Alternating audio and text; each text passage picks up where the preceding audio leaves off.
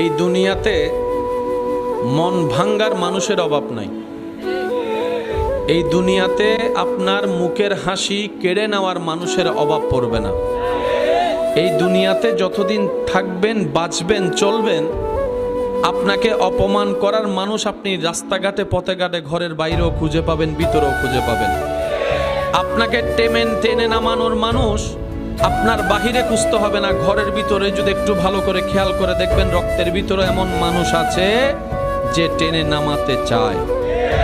আপনার চোখের পানির মূল্য পৃথিবীর কোনো মানুষের কাছে হয়তো নাও থাকতে পারে।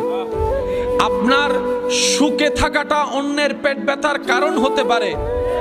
এই পৃথিবীটার বাস্তবতা এত কঠিন, দেখতে সুন্দর লাগে, ওই মাখন ফলের মতো দেখতে সুন্দর, কিন্তু খাওয়ার উপযুক্ততা সেই ফলের ভিতর থাকে না রে ভাই।